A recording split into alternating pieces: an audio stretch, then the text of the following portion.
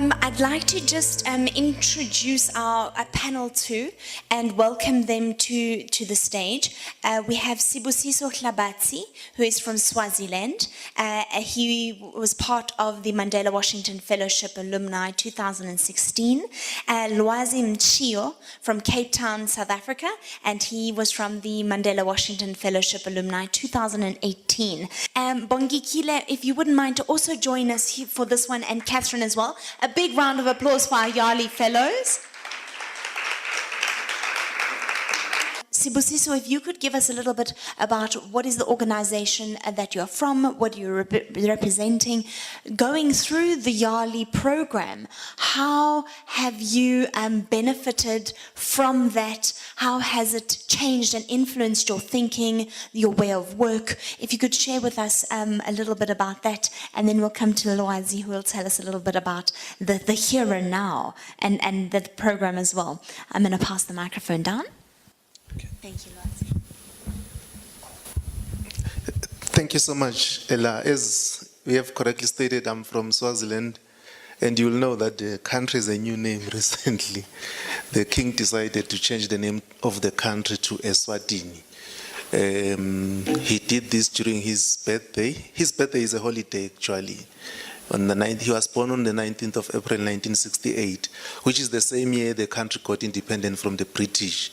So this year we had what we call 50-50. We are celebrating 50 years of life of His Majesty and 50 years since the country got independence. So it was based on that he decided to change the name of the country, but unfortunately he didn't consult anyone before he did that. In Swaziland, for starters, I just want to say I'm overwhelmed by Katherine's work. I was with her at the presidential present in 2016, and I don't know how she does this. She's always everywhere, and I was telling her earlier that I cannot have the energy that she has, and of course to reunite with Neil is amazing. And he has been to Swaziland once. I think he has to come back in the near future. But back to what I'm doing back home, I'm a lawyer in human rights and constitutional law litigation. You know, as you know, Swaziland is a very small country and a very interesting country. So what we do at Lawyers for Human Rights, we have also established an organization called the Institute for Democracy and Leadership, because we believe that Swaziland needs to transform to be a democratic state so that it can be able to achieve the things that it wants to achieve. But my experience at the presidential present and work and meeting a lot of young people who are doing incredible work in their own societies, I realized that perhaps to rush to talk about democracy is a big step. What we need to do, and what I learned from other fellows, is their engagement at their communities. So that is why post-2016 I decided that no, I want to work in the communities. I want to give my services to the people in the communities than rushing to get big cases that are going to make headlines. Let me help this woman who has had her husband died, and the in-laws are chasing her out of her home. They are disinheriting her. They are disinheriting the children. So those kind of work that you do at community level has a lot of impact than to try to rush to talk about advocacy at national level. So that's what I've been doing for quite some time, and I've recently been engaged by the University of Swaziland. They are saying, realizing that we are engaged in communities now, and as part of the university work as a national university, what we do, amongst other things, is to provide community service. Can you come and help us establish a legal clinic within the law department, which is going to offer free legal services for people who are in dire need of legal services, but they cannot be able to afford the fees of an attorney. So currently, that is what I'm doing at most. So I'm realizing that that kind of work have a lot of impact in the community than to say you want to jump the gun. It is when you start at a low level and you rise when you will realize that you have a lot of impact. But as a parting shot, I can say that Nelson Mandela is always celebrated as this great leader, as this saint. But he himself has said he's not a saint, but he's a senior who keeps on trying. But I normally say Nelson Mandela will have easily become a dictator like my king. He inherited this from his father. But I've realized that to be a dictator, you accept that people want you to be a dictator. But Nelson Mandela refused. He will disagree with his own people for the betterment of the country. So I'm saying that's part of the leadership, is to know that it is not about pleasing your own people. You are very fortunate you have political parties in South Africa. You can take a decision that is unpopular within your political party, but it is for the betterment of your society. It is for the betterment of your country. So that's what I've realized, that as a leader, sometimes you need to make unpopular decisions. So when I say to His Majesty, the King, Your Majesty, you cannot do A, B, and C without consulting the people. I'm not saying this because I hate him. I'm saying it because of utmost love. In fact, the people who hate him are those who tell him that you can tell no lies, you are a king. Whatever you say goes. So those kinds of issues that we need to engage in, but we hope that sooner or rather than later, Swaziland will be transformed into a democracy one day. Thank you. Okay, hi everyone. Nice to see young people. Being a majority in the house. By that I mean young people at heart and in terms of age. Yeah, look, it's quite a big thing. I don't think we'll ever do any justice in terms of what we gained from that. But whatever we gained there, we actually continue to share with the communities that we work with. My work is very similar to Sbu's work. I'm a human rights lawyer and community activist. I'm based in Cape Town. So I work for a law clinic called Nifunukwazi, which assists social movements and communities. So I think throughout my career for the past 10 years, I've done that work. The kind of work that I've been doing is placed not necessarily with me leading the processes, but it's more like assisting the communities themselves to lead their own struggle. And I think, as most people have already said here, leadership is not necessarily about visibility and being in front, but it's also bringing out the best in communities themselves and articulating their positions and fighting for their own struggles. So I've been doing that kind of work with social movements throughout the country. So the Presidential Precinct, as well as the Nelson Mandela Foundation, Nelson Mandela Fellowship, was a great opportunity and a privilege indeed. So I'll try and paint a picture of what we learned. So I think most of the time, particularly with South Africans, we are transfixed in our own struggles, that we forget that the world is bigger than just South Africa, and our challenges are not mutually exclusive from what is happening in other countries in the world. So there's a lot of learning. I mean, for example, I shared, for the first time in my life, I shared a flat with a transgender woman. So there's a lot of learning there for me as a person. So this questions me. For the past 10 years, I've worked with communities, where I say I work with communities, but I've never engaged with a transgender woman to an extent that I understand those difficulties. Then that's a big learning for me, because now this questions me to say, who have I been working with over the past few years? Communities are actually very diverse by their nature. I've got transgender people. Have I been overlooking issues of gender, sexuality, and so forth? As much as I work in housing issues, but it's very important in terms of who sits around the round table discussion to decide those community decisions. And who comes to the round table discussion is influenced by a number of things that are around sexual orientation, gender identity, and so forth. And I think on that same subject as well, I think we had a lot of robust discussions with people from around the globe in terms of how they understand those issues, which I think are very central and important in my work.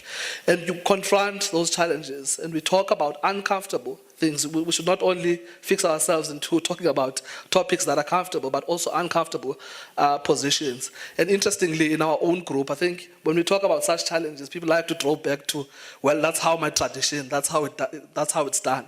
And we had a very interesting lady by the name of Kagiso Mapalale, who's from South Africa. I think she's the youngest woman who specializes in customary law in South Africa. She's got a PhD in it. So she nicely diversified and brought in quite interesting arguments about what it means to practice custom, and how people always misconstrue custom in the context of justifying some of the ills that we advance around identity, around sexual orientation, and so forth. So that was a big group, and there's a lot of learning. And I think self-reflection as well, looking at South Africa and where it is in the broader context of the world. I mean, there are friends of mine I met there who are actually fighting and say, we are fighting for simply to access WhatsApp WhatsApp is blocked in my country. Facebook is not accessible. So when you look at that, you actually realize that even with the challenges that we actually have more opportunities than challenges. So it's more about seizing those opportunities and seeing how we can best utilize it. And I think what we mostly forget which I thought was very interesting, is our health as young people. I've worked for the past 10 years. I've never considered my health as an individual, your own health, your own well-being, and being responsible. I know I'm not the best advocate for that, but I know that's a very interesting, subject about your own self. You reflect on some of the things that sometimes you lead other people, sometimes you advocate for other work, housing rights, and so forth, but you actually forget about your own well-being, which is so, so important and central. And I was having a conversation about entertainment as well. It's always been very central. I think we've done a nice tour here. Entertainment, how you entertain yourself and act responsibly. I was having a conversation with Neil earlier on. He was talking about Vusama Hlasela. I think most of you would be familiar with him. He's always been in the entertainment industry in South Africa, but he didn't start off as this big star who's an entertainer now. He started actually off in the 1980s, and this kind of music was very important in the struggle against apartheid. So even in his respective area, which is viewed as just entertainment, it was very strong. But even in that context, his music was banned in South Africa. It was not published. But what did it take for that music to be published? You had young white guys who had opportunities, who were 20 years old. They said, Vusama Hlasela, we're establishing what was called Shifty Records. Shifty Records will publish that music that is banned by the apartheid government. So sometimes I'm narrating that story to say it's entertainment, but sometimes we are not on the opposite side of the table. We are all on the same side. So it takes a collective responsibility for us to take the country forward. A DJ is as important as a human rights lawyer. Someone advocating for gender issues is as important as a human rights lawyer. I mean, I continue, even from the presidential precinct, some of the networks that I've made. I mean, I was talking to Winnie, a Bora who's based in Kenya. There's a big informal settlement which is called Kibera. They're facing very strong challenges, but they don't have the strength of what you have in South Africa in terms of the legislation. But with sharing some practical experiences of how you can resist evictions. So that's how it works, the networking opportunities, tit for tat, gaining those kind of experiences. I mean, another example, I was talking to a friend of mine who's based in Cameroon, and he's working in the most brutal of environments, where it's difficult to even express your own opinion or own political opinion. But we share some ideas, we share hope, we lean on each other. It's a very difficult job. But we should always realize that we also have more privileges than disadvantages. So like I indicated when I opened up, I can't do justice to that. But what I will say is that for you to get mentors, which is I think was one of the biggest things, you don't need someone's consent for them to be your mentor.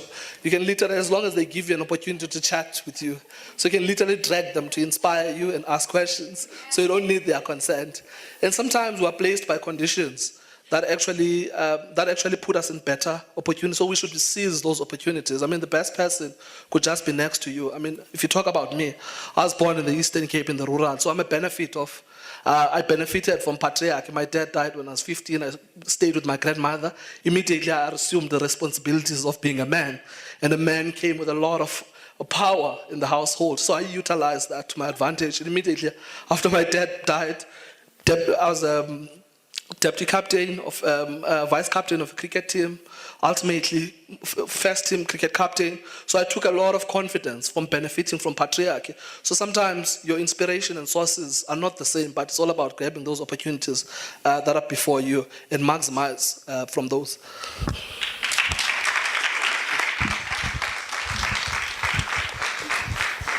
I love the way you use your opportunity. Talk about grabbing opportunities with two hands, not just one. So, Catherine, I'd like to ask you, tell us, what was your one highlight from spending time in Washington? Tell us, what was the one thing that you always hold on to? I can't say there was one highlight. I think we woke up every single day and there was something that was a highlight of that moment and day. But we got to be with a group of, I was the only South African in my group, and I was with people from countries that I had to look on the map exactly where Djibouti was, because I didn't know where in Africa exactly Djibouti was. And the one great thing was that amongst us were a group of fellows that were practicing Muslims, and at the time they were going through Ramadan. And it was so wonderful because we got to share that period of Ramadan with them, and we'd break fast at night with them. I'd go and walk with them to find a little store that had dates and strange different things that they craved, and we would share those experiences. I remember that quite vividly. I remember Sibusiso getting dressed up in his Swazi regalia and everyone being like, oh my goodness, do you walk around like this every day at home? And it was always so interesting. The other thing is people looked at me and thought, no, I couldn't possibly be one of the fellows because I was the only white African fellow in our group. And it was such an interesting dynamic because so much education actually needs to happen outside of our own country. We have to share who we are as a country and as a continent. And recently I spoke at a conference, it was actually at the World Youth Forum a few weeks ago. And the one thing that I shared with African youth at that forum was the fact that we must be proud of who we are, and we have to start writing our own stories, our own history. We need to start putting content out there that represents who we are, where we come from, and the diversity of this great continent we get to call home. Because if we don't do that, it will just be the perceptions of people outside of our continent, outside of our individual countries, that want to tell the story of who we are. We must own our stories and we must share our stories. And I think the opportunity to be with 22 other leaders from across the continent, learning from them each day was a school day, because you just got so much. You learned about the challenges, you mentioned them, the challenges, the privileges we have from where we come from, specifically from a South African context. And I think that sharing who we were and understanding what we are perceived to be by other people on our own continent was also quite a sobering moment, because I think as South Africans we forget that we must remain humble. We mustn't forget that we are not at the top of the food chain.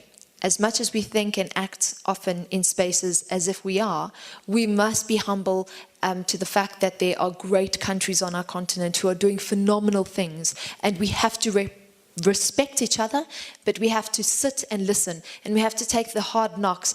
At the time it was hard to listen to the realities of South Africa through the lens of my fellows who saw South Africa in a certain light, who judged us because of the president that we had, who judged us because of the xenophobic attacks that we had recently gone through.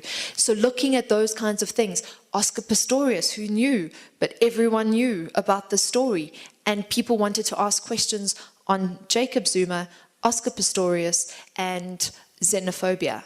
And those were three things that I constantly had to talk about, because these were the realities of everyone else on our continent, and this was all that they were listening to and hearing within their own mainstream media. So for me, those things were great lessons that I learned. But the highlights, I think, were so many, it's hard to really pinpoint one. But I think that if I look back 2.5 years later, and I think of the South African cohort who we didn't share the experience together, but we're on the same journey. I've got to say that Bongi is amazing in the way that she puts so much value into that group of ours on a constant basis. And I think that you are a connector is true through and through, because it's really about sharing opportunities with each other, sharing information, and just sharing what you're doing, where you are, what you're doing, because so often our experiences can add value to somebody else in their workspace. So I think that has been a great platform and network to come back home to. But the network within ourselves as a cohort from Presidential Precinct, that cohort is very special. The time we shared was special, and there's so many in our professional careers, in our personal lives, there's so much we can share with each other, and we feel such a safe space because we shared such an intensive journey together. Awesome.